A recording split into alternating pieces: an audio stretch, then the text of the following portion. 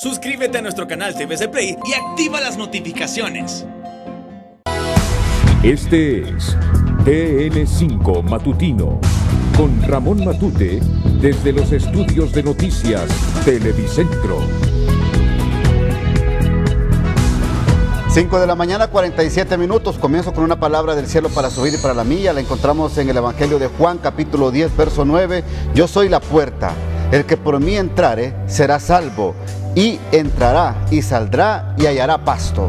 No encuentre respuestas tocando otras puertas, ni puertas de brujería, ni puertas de hechicería, ni puertas de suicidios, ni puertas de soledad, ni puertas de angustia. Toque la puerta de Cristo esta mañana, toque la puerta de Dios con su oración. Usted va a encontrar el oportuno socorro y la respuesta que desea para su vida.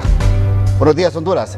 Bienvenidos a la primera emisión informativa del país, TN5 Matutino. Rápidamente hago contacto con mis compañeros patrulleros que están listos. Mírenlos, ahí en pantalla, preparados en 3 ciudades importantes del país para presentar el resumen de las últimas horas de noticias. Y comienzo con Carlos Llanes. Buenos días, Carlos.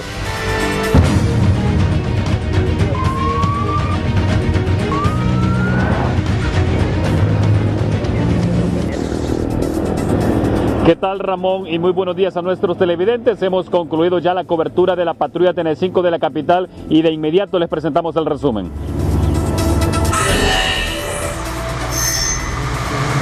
Al filo de la medianoche acompañamos a varias unidades del Cuerpo de Bomberos a verificar una alerta de incendio estructural que se estaba generando dentro de un inmueble en la colonia Las Mercedes. La alerta fue dada por vecinos que, asustados, veían cómo desde dicho inmueble salía humo que no podía provenir de otra cosa que no fuera un incendio. Pero al llegar al lugar y proceder con la etapa correspondiente, se descubrió que era basura la que estaba prendida y que emanaba una considerable cantidad de humo.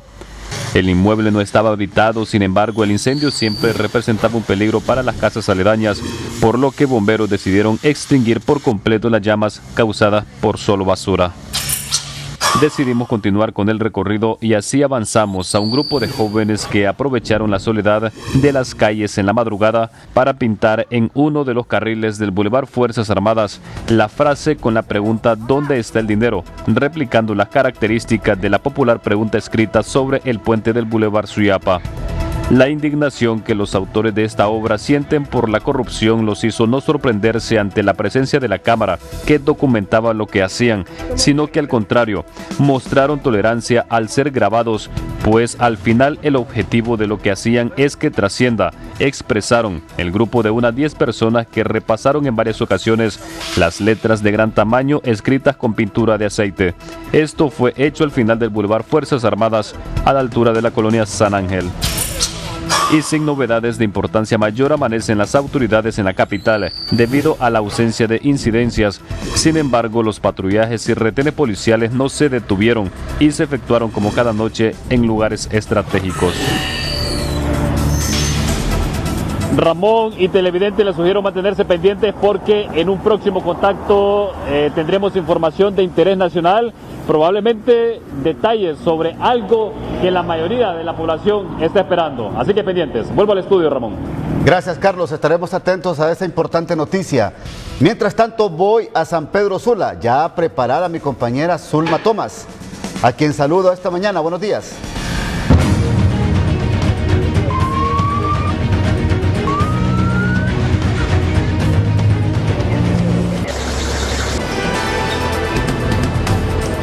Así es, Ramón Matute, listos y preparados, buen día. Y es Cristian Baide quien nos reporta pues que durante horas de la noche se han registrado algunas detenciones en este municipio.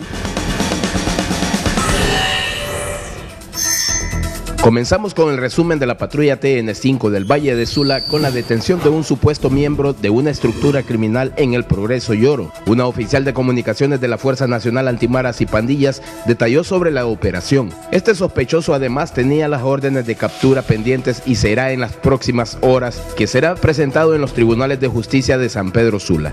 Han logrado la captura de José Antonio Mejía Díaz, alias el Gasper. Según la información de inteligencia de los agentes de la Fuerza Nacional Antimaras y Pandillas, este considerado uno de los principales cabecillas en el sector del municipio del Progreso Lloro. Era la persona encargada de coordinar actividades delictivas en los municipios del Progreso y Tela.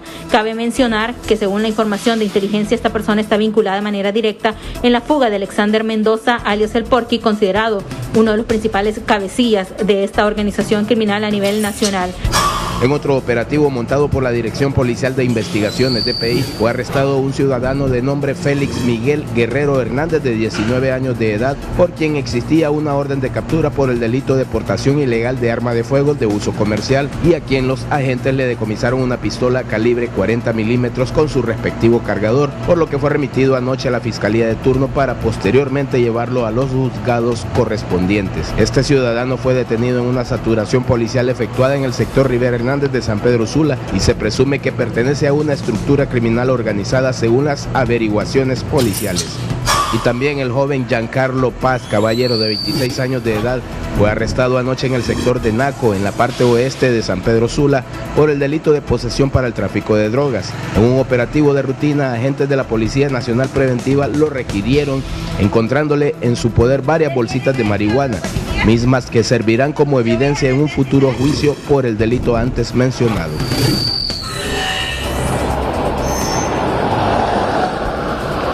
Ramón, son los hechos de la patrulla nocturna. Retornamos con usted. Gracias, Zulma. De San Pedro Sula paso a la ciudad de La Ceiba. Preparada Samantha Lagos. Con usted, Patrulla TN5. Buenos días.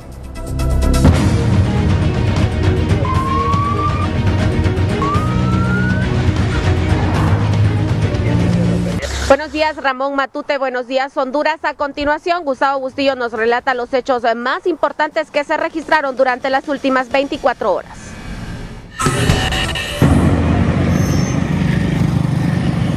A continuación, la patrulla TN5 desde Ciudad Puerto de La Ceiba y sus alrededores. La Policía Nacional Preventiva reporta varias capturas, así como operativos en distintos puntos de esta ciudad. El resumen policial de los resultados de las operaciones policiales en el departamento de Atlántida, nocturnas y de manesquera. Captura de 2 personas en Tela cuando talaban los árboles en el Jardín Botánico Lancetilla. Ya estos ciudadanos fueron puestos a la orden de fiscalía por el delito de explotación de los recursos naturales. La captura en forma flagrante de una persona que fue encontrado vaciando una vivienda. Este ciudadano inmediatamente fue puesto a la orden de la fiscalía por suponerlo responsable del delito de robo en perjuicio de varias personas en el sector de la colonia El Confite de esta ciudad de La Ceiba. Por otra parte, el enrolamiento para la nueva identidad nacional sigue su proceso en los diferentes municipios del departamento de Atlántida. Pues vamos muy bien, con las metas las vamos superando, ¿verdad? La gente la ha captado muy bien a pesar de la pandemia, ha tenido una recepción excelente, estamos teniendo bastante buena afluencia.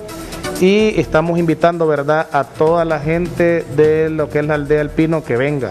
Vamos a estar hasta el sábado.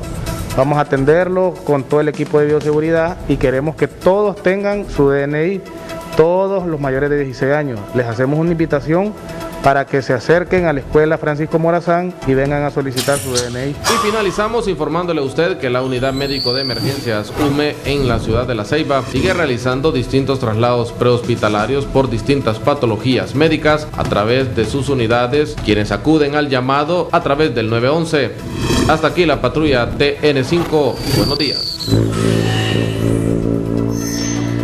Vamos a estar vigilantes porque según autoridades han dado a conocer que hoy en uno de los ventiladores que faltan va a comenzar a atender pacientes en el triaje del gimnasio Ascona de esta ciudad. Estaremos pendientes a ese contacto. Mientras tanto, vamos al estudio principal con más noticias. 5 de la mañana, 56 minutos. Vamos a la primera pausa. Cuando regresemos, ¿cuál es la realidad de los privados de libertad en las cárceles de Honduras ante los casos de COVID y por supuesto también fallecidos? Es una realidad que vive el sistema penitenciario. Lo conoceremos aquí en el matutino. 5 de la mañana, 59 minutos. Así amanece la capital de la República hoy miércoles, con una temperatura de 21 grados Celsius y una real las cámaras de la patrulla TN5 y de Crónicas del Amanecer captaron a un sujeto muy raro en un sector de la capital de la República. Veamos la historia. Crónicas del Amanecer es presentado por Enfagrow. Impulsemos lo extraordinario. Una película de apariciones extrañas y fantasmagóricas no está de más para comparar la escena que el equipo de la patrulla TN5 logró captar la madrugada de hoy en una de las calles más antiguas y además un tanto oscuras de la capital. Sucedió cuando se hacía la ronda de visitas en las fuentes informativas entre 1 y 2 de la madrugada. Repentinamente delante del vehículo apareció el espectro de un hombre o mujer con capa de color blanco caminando por la avenida Jerez y con dirección hacia la histórica Iglesia Los Dolores. Quisimos acercarnos para obtener una descripción más clara del extraño sujeto que por momentos avanzaba por el centro de la calle, pero precisamente esto nos lo impedía. Decidimos marchar detrás, esperando que el personaje con capa nos permitiera ver su rostro. Sin embargo, cuando logramos rebasarlo, un boquete estaba a su alcance y, como simulando la figura de una virgen, se pegó a la pared y allí permaneció hasta que nos alejamos. Impacientes por construir la mejor explicación de aquella cosa extraña que estaba moviendo, aguardamos en el hoyo de Merriam, pero la iglesia Nuestra Señora de los Dolores, un ícono de la historia religiosa y cultural de Tegucigalpa, construida hace 288 años, fue el refugio de aquel personaje que se escondía debajo de aquel manto blanco. Difícil sería atribuir esta escena al espectro de un alma en pena, pero lo que sí es cierto es que no es normal ver a alguien recorriendo estas penumbrosas calles a la 1 de la madrugada y menos con esas características. Al compartir esta experiencia solo pretendemos mostrar a los televidentes las demás cosas que ocurren, aparte de noticias, cuando ellos duermen. Y no dejan de tener importancia para el equipo de la patrulla TN5, que muchas veces acude al llamado de personas que aseguran haber visto cosas extrañas y nos piden volver al lugar de las apariciones para constatarlo, como en un tramo de la carretera salida a Olancho, donde aseguran que la calle es cruzada por 2 siluetas que avanzan volando a 1 metro sobre el suelo, pero nuestros monitoreos han sido infructíferos. Crónicas del Amanecer fue presentado por Enfagrow. Impulsemos lo extraordinario.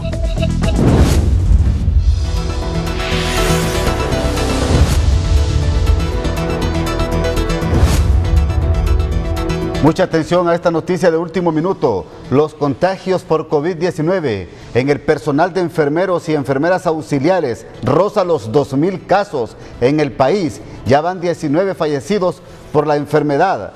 Esto lo asegura la Asociación Nacional de Enfermeros y Enfermeras Auxiliares de Honduras, ANEA. El periodista Tony Munguía con sus autoridades esta mañana. Buenos días, Tony. Buenos días, Ramón, buenos días, amigos televidentes de TN5 Matutino. Así es, los contagios suban en el sector de auxiliares de enfermería. Sin embargo, mire usted que hay buenas noticias en los diferentes hospitales, porque la intensidad de pacientes hospitalizados por COVID-19 ha reducido, según SINAGER. ¿Cómo ve esto, José Orellana? Buenos días. Buenos días, muchas gracias, licenciado Tony. Un saludo al licenciado Ramón Matute en estudio, al pueblo hondureño. Mire, nosotros, que somos los que hemos estado poniendo los contagiados y los muertos, esta noticia es muy importante. Yo creo que debe agradar a todo el pueblo hondureño. El último reporte que tabulábamos ayer nosotros de los hospitales del país, sobre todo Tegucigalpa y San Pedro Sula, tiene una incidencia de pacientes hospitalizados que ha bajado. Y eso es muy importante. Nosotros creemos que se debe a 3 factores importantes. Número 1 es que esas visitas domiciliarias han funcionado, ha sido un hit. Y la otra situación es que la apertura de salas de triaje en Tegucigalpa y San Pedro Sula han dado el resultado, han descongestionado los hospitales. Y un tema muy importante que nosotros vemos que este pueblo es pueblo que dobla rodillas y humilla ante Dios, y Dios ya tiene misericordia del pueblo hondureño, y al final nosotros estamos viendo ese resultado y vamos a celebrar más adelante que hemos vencido esta pandemia en el país. Por otra parte, la situación de Leonardo Martínez, ¿cómo siguen los pagos? ¿Ya se están haciendo o no, José? Sí, ya los pagos de Leonardo Martínez ya se hicieron, solo estamos pendientes del bono, un bono compensatorio que se da ahí como un estímulo para el trabajador que está en sala de COVID. Solo falta el mes de julio de ese bono, pero ya el resto de los derechos de los compañeros adquiridos ya se complementaron. Y muy importante decir que algunos intensivistas no regresaron al Leonardo Martínez por la situación que nosotros ya hemos discutido anteriormente. Entonces quedó con una capacidad de 80 camas el Leonardo, pero muy importante decir, inclusive Leonardo Martínez, que es un hospital 100% COVID, ahorita solo tenemos 50 camas ocupadas, y esas son noticias muy importantes también. ¿Qué se espera entonces para los próximos días, tomando en cuenta de que ya está reduciendo los contagios o los ingresos, podríamos decir, en los hospitales públicos del país? Mire, es muy importante, número uno, que la población siempre asume esa responsabilidad histórica que tiene de protegerse. Nosotros creemos que toda esta situación es un complemento de la conciencia que ha creado en cada ciudadano hondureño de protegerse. Y la otra situación importante es decir que si nosotros seguimos con esta misma conducta y sobre todo de cara a una reapertura, a una fase 2 en algunos lugares, y el otro tema importante es decir también que si vamos a hacer esa reapertura, que ampliemos más salas de triaje, que nosotros establezcamos visitas domiciliarias más eficientemente para que sigamos teniendo estos resultados. Sabemos nosotros que a mayor número de contagios de los ciudadanos, mayor número de contagios de los trabajadores, así que estamos muy contentos porque en la medida que bajen los contagios de la población, bajará el contagio de los trabajadores. Y también importante decir, todos los hondureños, siempre vamos a hacer este llamado porque estamos en la altura moral para hacerlo. Asumamos la responsabilidad que tenemos cada uno para que al final celebremos que hemos vencido esta pandemia en el país. Con exactitud, entonces, ¿cuántos enfermeros, ya para terminar, cuántos enfermeros y enfermeras están contagiados, cuántos han muerto y cuántos empleados de la salud por el total? 1991 compañeros contagiados por COVID-19, enfermeras y enfermeros en el país. De estos 1112 son trabajadores de la Secretaría de Salud, y de estos 1112 trabajadores de la Secretaría de Salud, apenas 39 están positivos en este momento, 17 compañeros hospitalizados, 2 compañeros en una condición delicada, los demás están estables. Muchísimas gracias, Josué Orellana, presidente de la ANEA esta mañana. Ramón Edgardo, no sé si tienen una consulta, si no vuelvo con usted. Buenos días. Gracias al periodista Tony Munguía y por supuesto al presidente de la ANEA por este reporte. Hago comunicación con Ramón Rojas en Santa Rosa de Copán. A propósito de COVID, un reconocido dirigente de oposición, de los partidos de oposición, fallece por esta enfermedad ahí en la Sultana de Occidente. Con usted, Ramón. Buenos días, Ramón Edgardo Matute, amigos televidentes de TN5 Matutino. Efectivamente, en las últimas horas, el joven Selvin Edu Mayorga Villamil falleció en la sala de COVID del Hospital Regional de Occidente. Mire la historia de este joven, que no le vaya a pasar a usted cuando empiece a sentir los síntomas.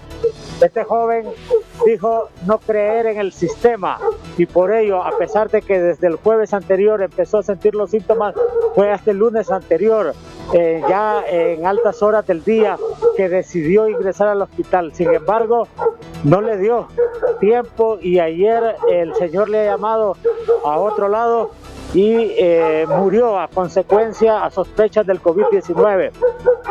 Esto es un ejemplo para que cuando sintamos algún síntoma nos vayamos inmediatamente a buscar un médico al hospital, y aunque no creamos en el sistema, vayamos a buscar la salud. Lamentamos la muerte de este joven, un fotógrafo profesional, un joven lleno de vida, pero que desafortunadamente, por no buscar en el tiempo preciso los servicios de salud, murió en las últimas horas. Selvin Edu Mayorga, quien lideraba los grupos de oposición y las marchas en Santa Rosa de Copán en contra del gobierno de la República. Nuestro sentido pésame a la familia. Lo conocimos, fuimos amigos con Selvin. Desafortunadamente, Dios lo ha llamado a su reino.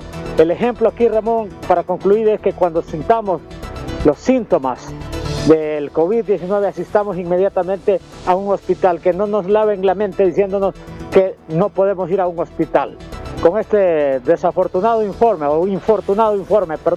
yo retorno con usted al estudio. Buenos días.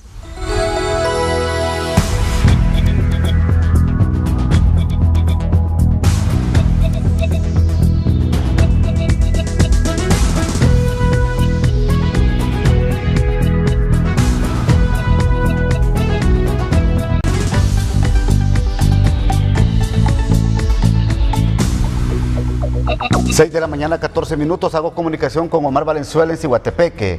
Los triajes móviles que se están dirigiendo en varios municipios y comunidades del departamento de Comayagua, en el caso de Ciguatepeque, que están en barrios y colonias, está dejando que las pruebas positivas son del 15%. Bueno, se está controlando, pero siempre hay que tomar las medidas de precaución. Omar, con usted, buenos días. Buenos días, Ramón Edgardo. Así es, el 15 a 20% están haciendo denominación COVID en la ciudad de Ciguatepeque. Doctor Omar Aguilera,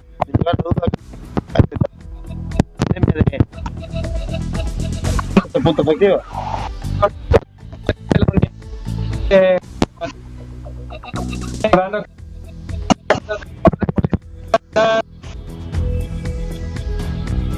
Por Copeco hemos realizado diferentes tamizajes en diferentes sectores de la ciudad, tanto en los sectores de, dentro del casco urbano y sectores de fuera de la ciudad. Hemos realizado aproximadamente 12 tamizajes en los cuales hemos encontrado altos grados de positividad y en algunos mercados grados de positividad bajos.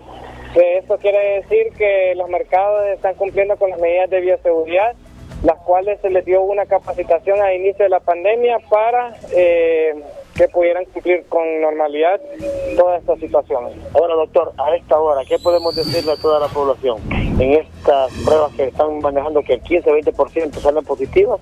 Seguir guardando las medidas y que no es tampoco para alarmarse. Que es correcto que hasta el momento todos somos sospechosos al día que vamos, al día que encontramos casos positivos, por lo cual hemos quedado en una conclusión que todos Ciguatepeque que se encuentran con casos positivos mediante pruebas ya sea cualitativas, cuantitativas o hisopados nasofaríngeos. En la actualidad tenemos 116 casos con los 20 casos de ayer confirmados con PCR, pero hemos encontrado actualmente aproximadamente 4.000, 5.000 casos mediante pruebas rápidas que según los laboratorios privados que le informan al epidemiólogo de la unidad COVID-CODEM. Y cierro con esta pregunta, nos imaginamos que se mantiene controlada la situación. Sí, en este momento, gracias a la unidad COVID-CODEM y a la corporación municipal, nos dirigimos, buscamos el virus, vamos a las zonas donde tal vez no han reportado casos de un PCR, pero nosotros vamos a esas zonas y andamos en la búsqueda del virus para estos pacientes asintomáticos, ponerlos en aislamiento y así evitar la propagación y eliminar o disminuir o hacer la erradicación de este virus. Bueno, muchas gracias al doctor Omar Aguilera sobre esta importante información. 15-20% más o menos es el resultado de las pruebas que se hacen y salen positivas, en este caso, en diferentes sectores de la ciudad. Si no hay preguntas, vuelvo con usted, Ramón Edgardo Matute. Como siempre, primero con la noticia.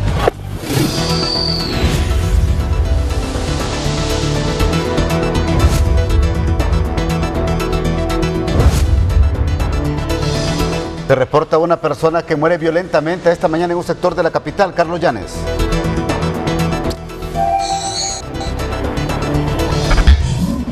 Es correcto, Ramón, y el cuerpo ha sido encontrado hace unos instantes en una calle que está entre la Universidad Unitec y también el sector del Tablón.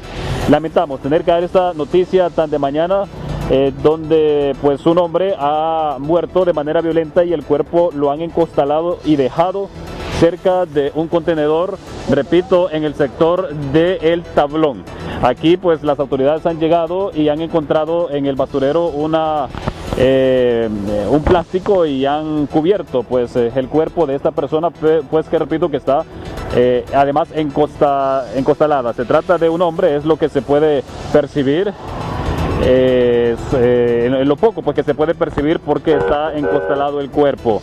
Se cree pues que esa persona fue muerta en un lugar distinto a donde fue dejado y posteriormente pues lo trajeron para dejarlo aquí a vista de los transeúntes. Fueron personas que pasan por este lugar que denunciaron al 911 lo que habían visto y al llegar las autoridades pues verificaron y confirmaron que efectivamente se trata del cuerpo de un hombre que de manera violenta ha muerto. Pues esta mañana se asume y el cuerpo dejado a la orilla de esta calle. Acaba de llegar la Policía Nacional, llegamos prácticamente al mismo tiempo con las autoridades y pues se confirma la muerte de un hombre. Se desconocen datos como la identidad, las razones por las cuales lo habrían matado y obviamente pues la identidad de los hechores. Están resguardando la escena en este momento para proceder con el levantamiento cadavérico. Así que vamos a estar nosotros pendientes para conocer más adelante la identidad de este hombre,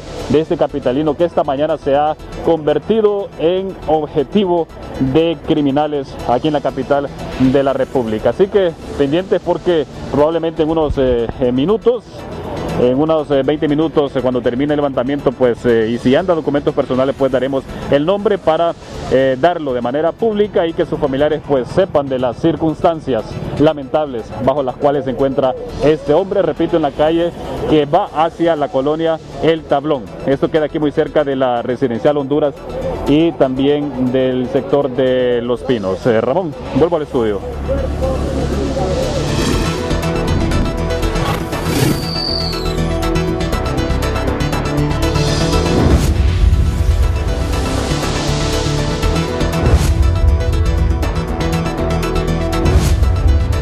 Mucha atención a esta noticia de último minuto. Datos que preocupan por la atención que se está dando en los hospitales psiquiátricos de Honduras, especialmente aquí en la capital de la República y San Pedro Sula.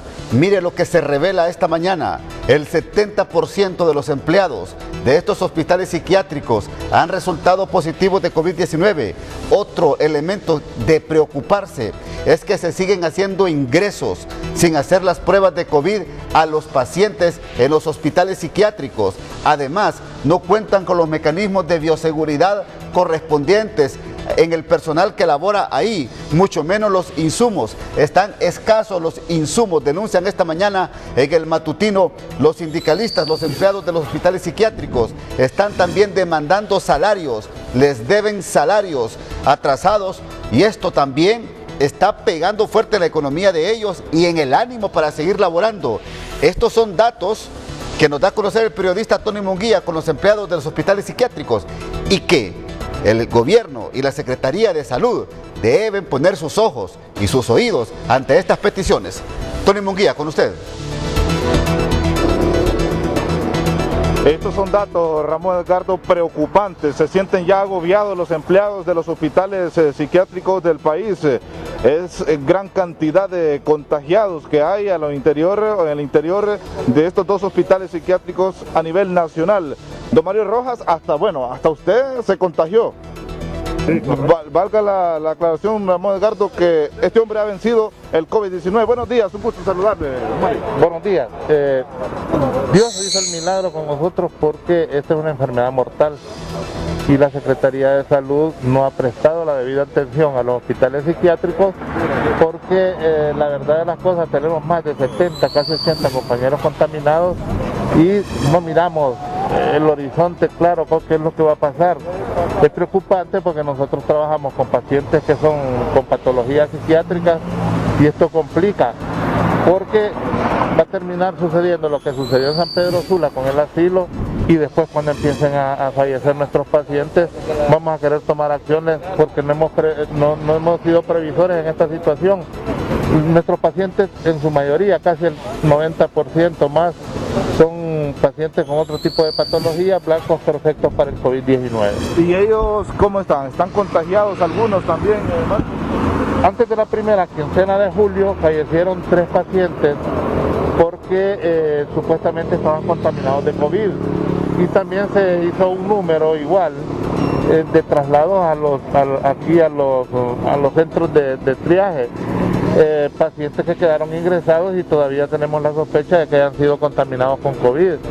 Esto se va a volver una cadena de contagios si la Secretaría de Salud no atiende los llamados. Nosotros hace más de 25 días hablamos con la señora ministra y le pedimos que por favor nos dotara de pruebas rápidas para poder salir de la duda con estos pacientes, pero hasta la fecha no tenemos ninguna respuesta y día a día se ven más contaminados los empleados de Santa Rosita y Mario Mendoza. Y sumando a esto también hay pagos atrasados. ¿Cómo están haciendo los empleados? ¿Cómo están sobreviviendo? En ambos hospitales, y lo peor es que son empleados de primera línea, porque en Mario Mendoza tenemos 5 empleados que no les pagan desde el mes de enero. No sé cómo esta gente está subsistiendo, la verdad. Y Santa Rosita, el pago de las horas extraordinarias, dejaron de pagar desde el mes de marzo. Entonces esto nos complica porque todos sabemos cómo se encareció la canasta básica, el transporte público. Todo lo que nosotros consumimos está al 100% del precio alterado, entonces ya no sabemos cómo hacer. Y cuando nosotros tomamos alguna acción nos tratan de anarquistas, pero es la única acción que nos queda. Las calles son la única protesta, o parar las consultas para que nos escuche el gobierno, porque de otra forma no nos escucha. Si nos pagaron 2 meses de horas extraordinarias, porque un día paramos la consulta externa, entonces ¿qué necesidad tienen los pacientes de sufrir las consecuencias de las irresponsabilidades del gobierno? ¿Podrían parar nuevamente las consultas, don Mario? Nosotros habíamos dado plazo hasta el 15 de agosto para que nos dieran efectivo los pagos, pero entendemos que ya están en un proceso el proceso normal para realizarlos, entonces estaríamos dando hasta el último de agosto para que nos hagan efectivos los pagos, si no el 1 de septiembre ya amaneceríamos nuevamente tomada la consulta externa, porque es la única forma de que nos pueden pagar. Muchísimas gracias, ya aquí lo ha anunciado, si no les hacen esta solicitud o si no les cumplen esta solicitud, Ramón, el 1 de septiembre amanecerían tomados estos 2 hospitales, tanto el Mario Mendoza como el Santa Rosita. Vuelvo con usted, buenos días.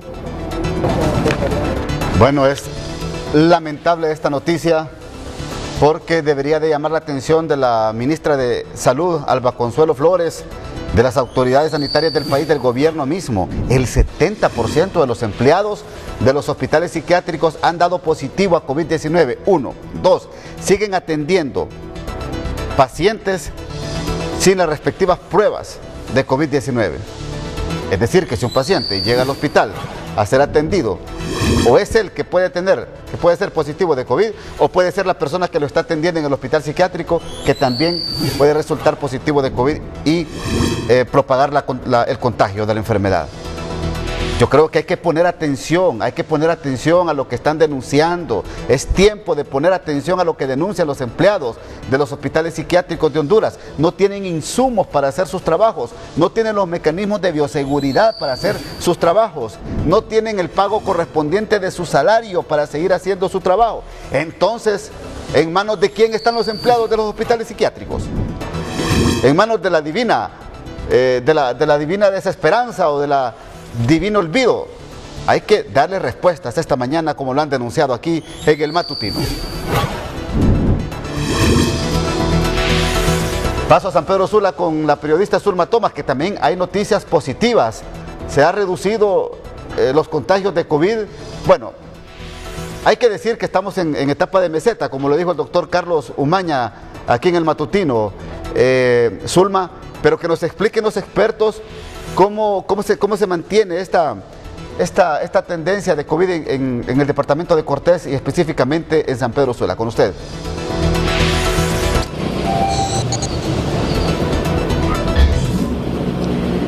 Gracias, Ramón Matute, y es precisamente el ingeniero Armando Ramírez, presidente de la Comisión Interventora del Hospital Mario Catarino Rivas, quien nos describe la situación de este centro hospitalario, que recordemos es el de mayor referencia a nivel noroccidental. Y en el caso de lo que es la COVID, ingeniero, se había reportado lo que es una disminución, un descenso de los ingresos por esta enfermedad, y eso los mantiene en determinada manera a ustedes pues contentos, ¿no?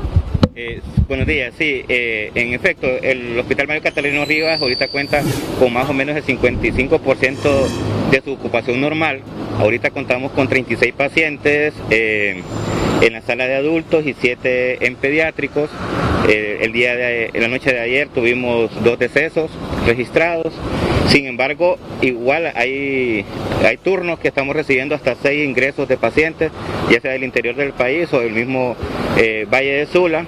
También estamos teniendo el efecto de los pacientes de emergencia que requieren una cirugía, que al momento de ser testeados aparecen como positivos, y nos está generando tener un área de recuperación y quirófanos diferenciados para ellos. Estamos realizando de 3 a 4 cirugías diarias de pacientes positivos que llegan por emergencia. ingeniero, pero pese a esta situación, ha disminuido, por ejemplo, en comparación a semanas anteriores, ¿cuánto estaba la capacidad del hospital, cuántos ingresos recibían antes y en comparación con estos ingresos, cuánto se ha reducido? Nosotros manteníamos una ocupación de 72 personas promedio en el hospital, en la sala, así que estamos hablando de un 55% de ocupación actualmente.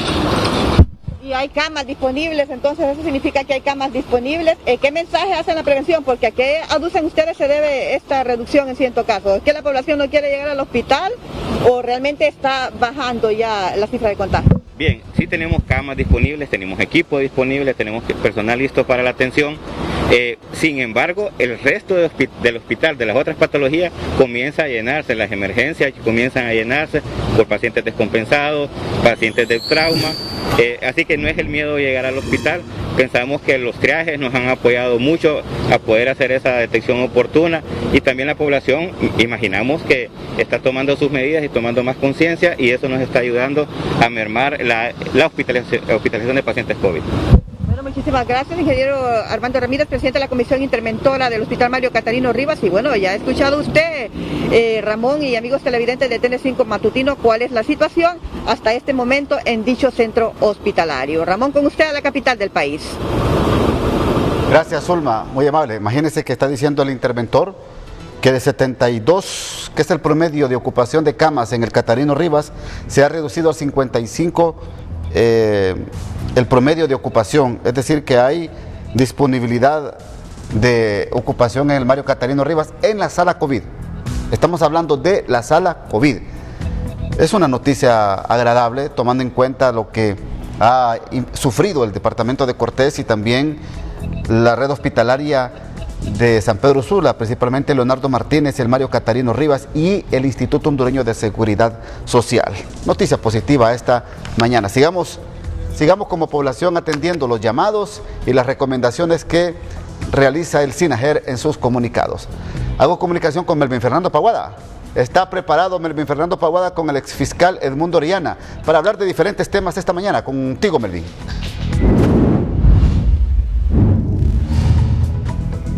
Gracias, Ramón Edgardo Matute, televidentes. En efecto, un hombre con bastante crédito y respeto aquí en el país es Edmundo Orellana Mercado, ex fiscal general de la República.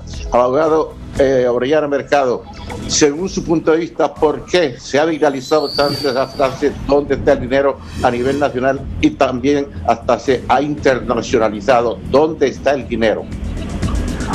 Muy buenos días, Melvin. Un gran placer volver a escuchar después de tanto tiempo. Y gracias por la introducción tan generosa que usted se ha permitido.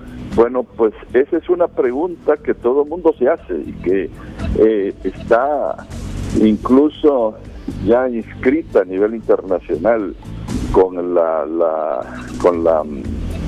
derecho de autor hondureño. Y es que todo el mundo se pregunta dónde está el dinero, no solo ya de los hospitales móviles, sino el dinero del Seguro Social, que no se ha recuperado, el dinero de Palmerola, que hemos visto cómo pretenden estafar ahora a los hondureños con esa propuesta de pagar una indemnización desde ahora, sin que sin que haya comenzado a operar la concesionaria. ¿Dónde está el dinero en la Empresa Nacional de Energía Eléctrica? ¿Dónde está el dinero de Hondotel, que lo destruyeron? ¿Dónde está el dinero de la Empresa Nacional Portuaria, que la destruyeron? Es un problema que es general en la historia de Honduras. Ha habido tantos casos de corrupción, pero este último, en vez, es el colmo por la negligencia en que se manejó la contratación. De manera que ¿dónde está el dinero? Es una frase que ya está inscrita en la historia de Honduras y en las páginas de la peor vergüenza del país. Le toma la palabra usted al presidente de la República, Juan Orlando Hernández, con la explicación que dio el domingo anterior. Bueno, en primer lugar no puedo llamarle presidente porque él no está legítimamente en el cargo, él es un gobernante. Él ha dicho frases que se las puede llevar el aire, el viento.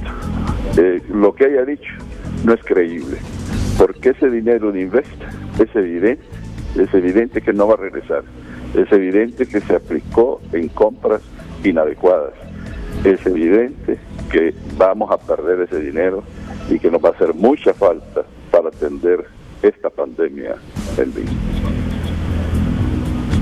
Abogado, ya finalmente para concluir, ¿por qué aquí la gente tiene la incertidumbre o la certidumbre de que no pasa nada? Yo creo que no, Melvin. Realmente la gente está angustiada, la gente está preocupada, la gente, lo que sucede es que, imagínense que en estos 4 meses casi 1 millón de hondureños han perdido sus trabajos, que no tienen ingresos. Ellos están más interesados en ver cómo comer, cómo conseguir ingresos, que estar pensando en el contexto de la pandemia. Pero a su vez están acicateados por la amenaza del virus y además por la tragedia de la ineficiencia del sistema de salud, que es un desastre. De manera que esta es una tragedia nacional. La gente está sumamente preocupada y es peligroso, Melvin, que en algún momento esto se convierta en un estallido social de enormes proporciones que junto a la crisis que vivimos pues nos va a crear serios problemas. Gracias, abogado Edmundo Orellana Mercado, por su participación, ex fiscal general de la República. Regresamos al estudio. Gracias. Melvin Fernando Paguada. Son presentadas por... ¿Y me escucha el doctor Edmundo Orellana Mercado? Le quiero hacer una pregunta. Abogado. Sí, dígame. Abogado, ¿me escucha, abogado? Sí, yo lo escucho. Perfecto. ¿Usted no cree que ya es tiempo de preguntarnos dónde está el dinero de estos 38 años de gobiernos en Honduras? Desde la era democrática del 82 hasta hoy en día. Y no solamente preguntarnos por cosas recientes, sino preguntarnos dónde está el dinero de los que nos han gobernado durante 38 años en el país. Un gusto saludarle, doctor. Gracias, muy amable, muy gentil por su consulta. Efectivamente, yo señalaba que al inicio que no solamente es de preguntarse sobre el Inves, el destino del dinero que mandó Inves al exterior, sino que también el destino del gran fracaso del ENE, de Hondutel, de la Empresa Nacional Portuaria, que fíjese que estas instituciones tenían un mercado cautivo. Solo ellas brindaban ese servicio y sin embargo quebraron. Eso es contra toda la lógica. Desde luego no es culpa de la administración misma de la institución, es culpa de quienes la manejaron. Las técnicas administrativas empleadas fue el problema, la corrupción que se incorporó ahí y fue la participación de los partidos políticos que pusieron ahí solamente a los correligionarios a robar. Mire, fíjense bien lo que dijo en la Comisión Interventora del Registro Nacional de las Personas, que solo el 5% del personal que trabaja ahí responde a los requerimientos del cargo. El resto son simples activistas, sin ninguna preparación. Y esa ha sido la historia en todas las instituciones descentralizadas, más el hecho de los compromisos que se tienen para financiar campañas.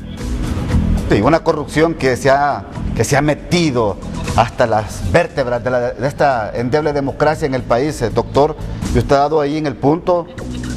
Yo creo que es tiempo también de aclarar todos estos casos de corrupción sonados en Honduras, para el bien del país y para proyectarnos una mejor perspectiva como hondureños. Ya necesitamos gobiernos legitimados, gobiernos con una buena representación y gobiernos que transparenten su funcionamiento en el engranaje público.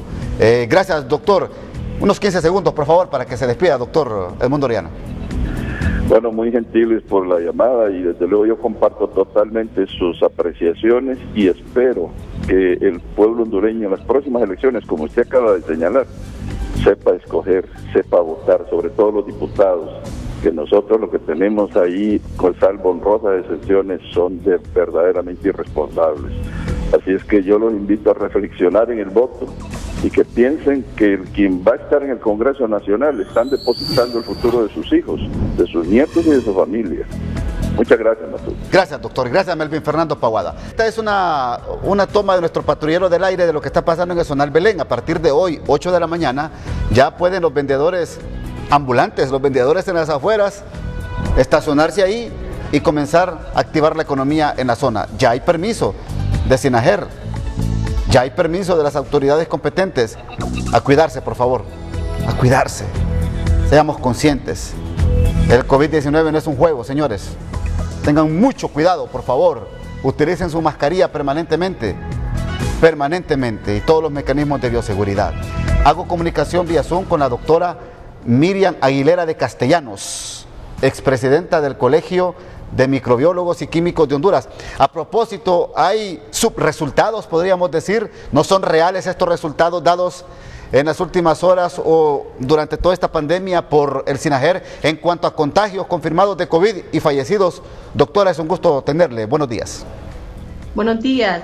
Bueno, en los informes que recibimos de SINAGER sí existe un subregistro debido a que se introdujo las pruebas rápidas, la prueba de ELISA, la prueba de inmunofluorescencia en la parte privada, y estas no están siendo contabilizadas en este informe. Por lo tanto, había que agregar esas pruebas que han dado positivas, y esto nos eleva realmente el número de casos, y no hay tal descenso todavía de la curva epidémica, la que se mantiene siempre con un gran número de casos, con una elevación, debido a que si observamos los resultados aún del Laboratorio Nacional de Virología, podemos ver que hay porcentajes de positividad arriba del 40%, hasta un 42, 45%, y lo mismo se está observando en la parte privada, donde cuando se hacen estudios en grupos poblacionales, se encuentra positividad hasta del 50%. Estamos hablando, y en términos reales, por favor, ustedes tienen una perspectiva como epidemiólogos y como microbiólogos. Se habla de 51,000 casos confirmados en Honduras. Desde el punto de vista de ustedes, ¿cuántos casos creen que hay de COVID en Honduras? Y se habla más de 1.500 personas fallecidas. ¿Cuánto es la cifra real desde el punto de vista de ustedes? Bueno, en cuanto al número de casos, podemos pensar que quizás unas 3 veces del valor que se nos da en SINAGER estarían circulando en todo el país. Estaríamos hablando más de 150,000 casos. Y esto es por lo que ya explicamos, ¿verdad? Porque hay pruebas que no están siendo sumadas en este informe. Aparte, también hay personas que están asintomáticas. Incluso ahora nos damos cuenta que hay personas que cursaron con la infección y no supieron, no se dieron cuenta, gracias a Dios, debido a que no presentaron síntomas y, bueno, hasta ahora están sabiendo de que estuvieron infecciosas. Y estas personas a su vez infectaron a otras. Viendo el patrón de infección y la relación de una persona infectada y a cuántas infecta, entonces vamos a decir que por eso esta cantidad de personas son las infectadas realmente. Tal vez no un número exacto, pero sí unas 3 veces, porque cuando inició la epidemia observábamos que si habían 5 personas en una casa se infectaban 3. Luego alcanzamos picos de epidemia y observamos que a veces hasta el 90%, incluso el 100% de los miembros de la familia se infectaban. Esto lo pudimos ver claramente en los informes y también en las pruebas realizadas en los laboratorios privados. En tal sentido, entonces, por eso decimos que el número de casos es mayor. En cuanto al número de fallecidos, es lo mismo. ¿Por qué? Porque hay personas que aún no tienen su resultado de PCR, hubo otras que murieron y no se les hizo su prueba, solo quedaron como una neumonía comunitaria y no como con el resultado confirmado de su PCR, que es la prueba, pues el estándar de oro, la prueba que nos va a decir si las personas fueron positivas o negativas y en qué momento y si están infecciosas. Esa es la prueba que debemos utilizar. Perfecto. Doctora, le agradezco muchísimo, haremos nuevos contactos con usted aquí en el Matutino. Gracias por atendernos siempre y dándonos estos datos reveladores. Además, son 230 los microbiólogos que están pidiendo se les pague su salario, ¿verdad, doctora? En 30 segundos, por favor.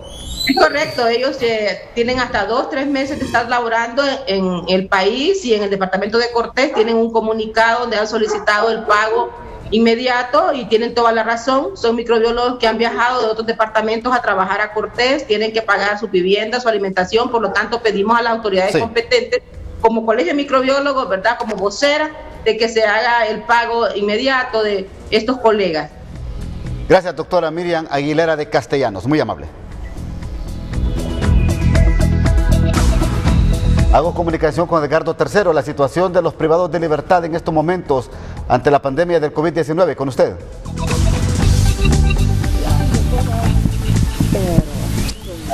Buenos días, Ramón Edgardo, en compañía de Delma Ordóñez. Actualizamos datos sobre cómo está la situación en centros penales referente a COVID-19. Buenos días, Delma. Así es, buenos días. La situación en los centros penales, gracias a Dios, ha bajado un poco. Tenemos hasta la fecha 1.170 privados de libertad que fueron contagiados por el COVID y a este día, el día de ayer, son 755 las personas que ya salieron negativas y 415 que estamos en espera de un resultado que nos diga que ya están saliendo de la crisis del COVID-19. En realidad lo que tenemos de datos hasta la fecha es 23 privados de libertad a nivel nacional fallecidos a consecuencia o sospechosos de muerte de COVID y 3 policías penitenciarios, 3 custodios. Entonces esos son los datos que tenemos hasta el momento, ¿verdad? De lo que está sucediendo en relación al COVID. También tenemos muertos que son por reyertas, por peleas o por otras causas, que tenemos 15 privados de libertad a nivel nacional, que suman 15 privados a nivel nacional, con la última muerte que fue un privado en Támara, que su muerte es indeterminada. Entonces esa es la estadística que tenemos hasta el momento, cómo está el COVID en los centros penales. Ahora, Delma, referente al nuevo Código Penal, Ramón Edgardo, queremos saber también, ¿ya han favorecido o ya se han visto beneficiados con este nuevo Código Penal privados de libertad, o cómo está siendo la situación y el manejo de la entrada en vigencia de este nuevo código hacia los privados de libertad? Así es, pues tenemos datos que han salido algunos privados de libertad beneficiándose en estas reformas al Código Penal, pero no es la cantidad que nosotros esperábamos. En realidad se me ha notificado que todavía hay personas que están en proceso. Se me hablaba de un 15%, que la mora judicial ha subido en un 15%, entonces tenemos muchas personas que están en proceso hasta el momento, pero sí han salido, como le digo, son pocos, pero las personas que están vulnerables a esta pandemia, aún yo tengo entendido que están en los centros penales, ¿verdad? Son pocos las personas, pocos los casos que se han dado, pero sí he visto salir bastantes privados de libertad. Muchas gracias, Delma Ordóñez, presidenta de Familiares Privados de Libertad, hablando aquí para TN5 Matutino. Ramón Edgardo, con usted al estudio, buenos días.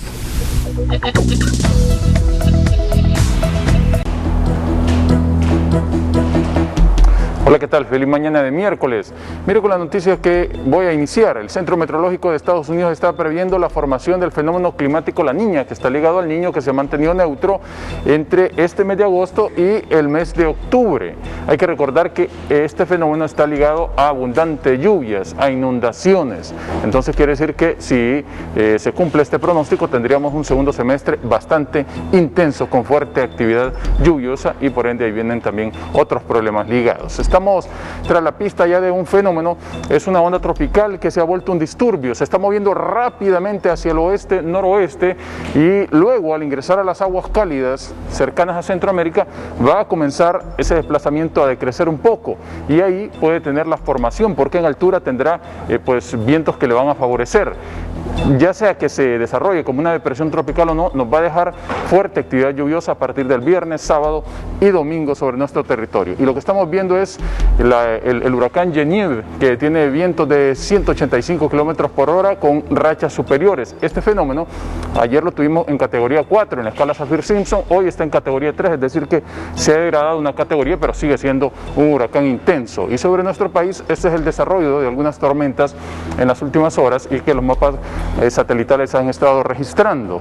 En cuanto a nubosidad para esta jornada, sí se espera, y también se espera precipitación, principalmente hacia horas finales del día. Durante la jornada, una jornada muy cálida, temperaturas elevadas, pero hacia el final de la tarde pues existe la alta probabilidad en el occidente del país, algunas áreas del norte, centro y sur que se reporten chubascos, pero un poco más dispersos, y que se intensifiquen para esta jornada de jueves. Las temperaturas aquí en Tegucigalpa 28 grados, pero pueden llegar hasta 33 en el resto del territorio hondureño, con oleaje pues que continúa siendo normal en el litoral caribe, pero en el Golfo de Fonseca todavía pues vale la pena tener un poco de vigilancia. Cuídense mucho, siempre les queremos como televidentes y no como noticia. Que le pasen bien. Mucha atención a esta noticia de último minuto. Estamos con la capacidad de confirmar en TN5 Matutino que la mesa multisectorial hoy estaría confirmando y presentando al gobierno su propuesta de que la circulación en el país de lunes a viernes sea de 2 dígitos y que la circulación sábado y domingo sea de 5 dígitos. Estamos hablando que el sábado podría circular 1, 2, 3, 4, 5 y el domingo circular 6, 7, 8, 9 y 0. Estas determinaciones serán confirmadas en la reunión de hoy a partir de las 5 de la tarde por la mesa multisectorial. El periodista Carlos Llanes con la información.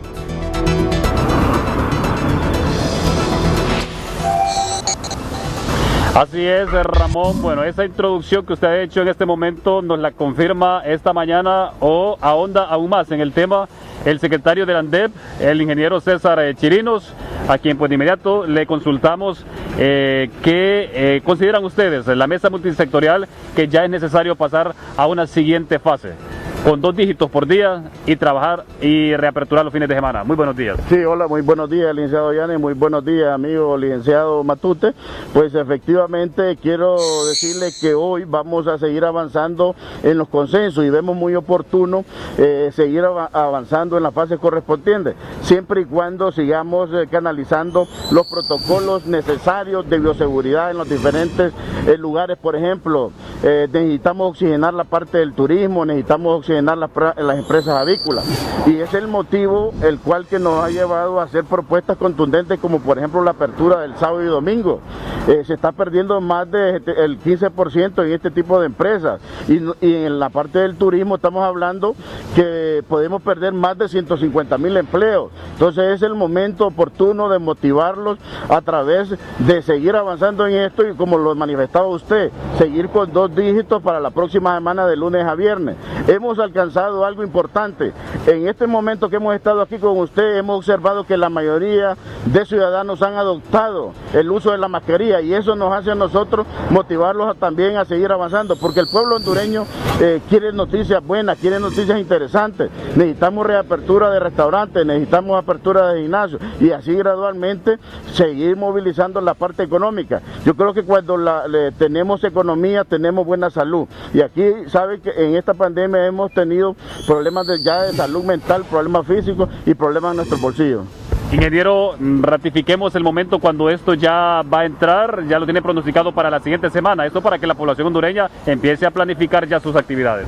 Sí, efectivamente, hoy a las 5 de la tarde vamos a estar integrados con la mesa multisectorial, y esto es de conformidad para la próxima semana, y yo creo que es oportuno decirlo, que sigamos avanzando en los protocolos de bioseguridad. El gobierno está haciendo su parte, y quiero decirles que son aspectos tomados en cuenta cuando se está robusteciendo la parte sanitaria, la creación de triajes del gobierno. Al igual la empresa aprobada ha tomado ese rol de crear triajes, y al igual que darle seguimiento a los empleados en el caso de que padezcan de esta enfermedad. ¿Estas nuevas medidas serían a nivel nacional? Exactamente, yo creo que aquí, como estamos divididos en 3 regiones, entonces gradualmente vamos a ir pasando a la fase correspondiente para que así siga avanzando. Por ejemplo, Tela está en la fase 0, debería de pasar ya a la fase 1, ya hemos visto los protocolos de bioseguridad que están trabajando, y de igual manera los aeropuertos ya están abiertos para eso. Perfecto, muchísimas gracias al secretario del ANDEP, don César Chirinos, pues dándonos esta importante noticia para la población hondureña. Ramón González, estudio. Gracias al periodista Carlos Llanes. Bueno, ya está dicho y establecido por parte de la mesa multisectorial. A partir de las 5 de la tarde hoy lo confirman, ya está consensuado. Se va a partir del lunes 24 de agosto a circular con 2 dígitos en el país. Además, los fines de semana, sábado y domingo, se va a circular con 5 dígitos. Esto para impulsar el sector turismo y otros sectores que han sido golpeados por esto de la pandemia en su producción y en su economía. Estamos hablando entonces que sectores que están en fase 0 pasarían a fase 1, al menos 18 municipios. Y esto para incentivar el turismo en el país. Noticia que hemos dado a conocer acá en primicia en TN5 Matutino. Las noticias nacionales fueron presentadas por Banco Atlántida. Reactive su negocio con el préstamo Impulso Mi Pyme Atlántida. Tenemos la solución que su negocio necesita. Hasta aquí TN5 Matutino, gracias por su fiel sintonía. A continuación el periodista Renato Álvarez con un interesante frente a frente. Recuerde, si se cuida usted y me cuido yo, nos cuidamos todos de la pandemia del COVID-19. Que pase un feliz día.